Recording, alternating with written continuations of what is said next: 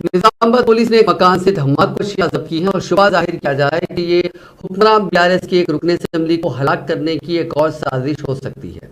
20 सुगना नामी खातून के मकान से तकरीबन 95 जेलेटिन स्टिक्स और 10 डेटोनेटर जब्त किए गए, जिसे कबल जिले निजामाबाद के हल्के असेंबली आरमूर के रुकन ए जीवन रेड्डी के कत्ल की साजिश के लिए गिरफ्तार किया गया था। निजामाबाद टाउन के मजाफात में वाक़ कंटेश्वर हाउसिंग बोर्ड कॉलोनी में सुगना के मकान से ये धमाकेदार अशिया जब्त की गई।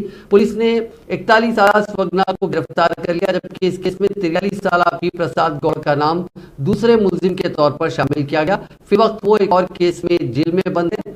8 अगस्त 2022 को प्रसाद को उस वक्त गिरफ्तार किया गया था जब वह हैदराबाद के बंजारा हिल्स में रुकने असेंबली के मकान में घुस गया था और उसने मुबैना तौर पर रुकने असेंबली को गन दिखाई थी।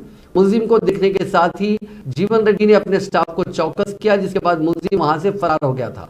बाद पुलिस ने उसे गिरफ्तार करते हुए उसके कब्जे से देसी साख्ता एक गन, एक एयर पिस्टल और बटन का चाकू जब्त किया था। बाद 4 दीगर मुलजिमीन को भी बशमूल स्वग्ना को प्रसाद की मदद और रुकने असेंबली को हलाक करने के इस मंसूबे की तकमील में ताउन पर गिरफ्तार किया गया था।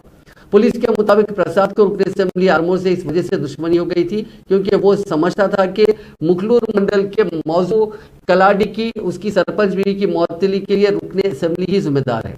पुलिस की तहकीकात के दौरान इंकशाफ हुआ कि स्वग्ना ने प्रसाद को मुतला किया था कि बिहार के मुन्ना कुमार के पास 60,000 रुपए में एक देसी साख्ता गन दस्तियाब है। प्रसाद की हिदायत पर स्वग्ना ने मुन्ना कुमार को रकम मुंतकिल की। ये मुसद्दिका इत्तला मिलने पर कि मुलजिमीन जेल से रिहाई के बाद रुकने असेंबली के कत्ल की दोबारा साजिश कर रहे हैं, पुलिस ने स्वग्ना के मकान की तलाशी ली और धमाकेदार अशिया जब्त की।